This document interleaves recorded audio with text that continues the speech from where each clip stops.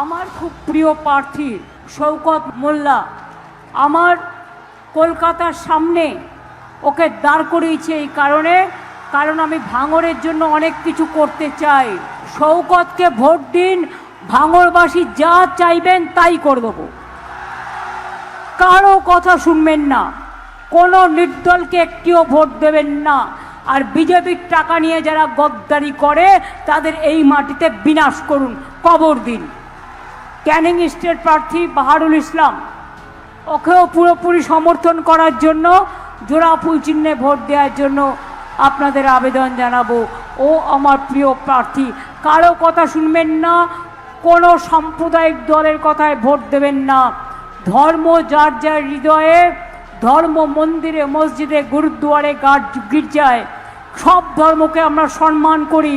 তাই আজও পথ চলি, লড়াই করে। মনে রাখবেন, ধর্ম বলুন, গুরুদ্বারা, গির্জা, মন্দির, মসজিদে রাখতে। এটা ভোটের রাজনীতি। বিজেপির হাত যারা শক্তিশালী করছে সেই গদ্দারদের পরাস্ত করুন। ভাঙড় হোক, ক্যানিং পূর্ব হোক, ক্যানিং পশ্চিম হোক, সারা বাংলা হোক, সব জায়গায় পরাস্ত করে দিন। জমির মিউটেশন বন্ধ করেছিলাম কারণ গরিব মানুষের জমি দখল করে নিচ্ছিল বলে। শওকত জিতলে আমায় যেটা বলবে আমি সেটা করে দেব। গরিব মানুষের জমির দখল না করে যে ইন্ডাস্ট্রি সম্ভব সেটা আমরা করব, বাট কিছু লোকের টাকা তোলার জন্য ওটা আমি করব না। এটা মাথায় রাখবেন, পরিষ্কার মাথায় রাখবেন। হসপিটালটা যাকে তৈরি করতে দেওয়া হয়েছিল সে করেনি, কিন্তু ইসলামিয়া হসপিটাল, ভাঙড়ের এই হসপিটাল তৈরি করবে। তারা ইতিমধ্যেই আমাদের কাছে প্রস্তাব পাঠিয়েছে, সেটাও হয়ে যাবে।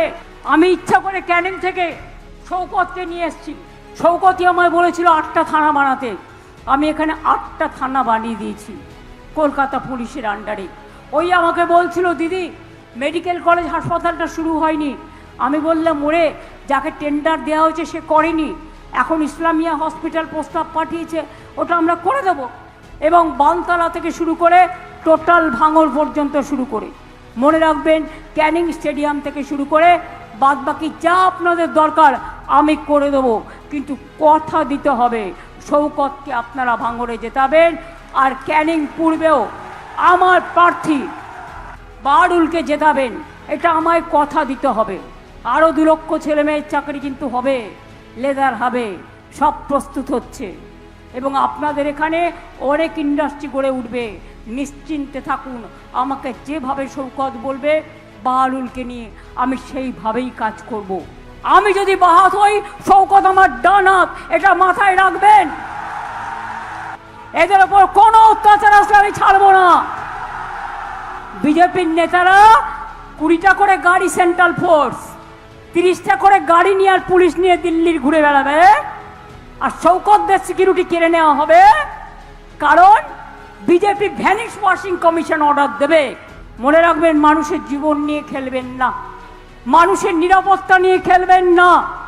আমার সিকিউরিটি তুলে নিন, যদি সেরকম হয় আমি আমার সিকিউরিটি তুলে নিয়ে আমি শওকতকে দিয়ে দেবো। দেখি আপনারা কি করতে পারেন।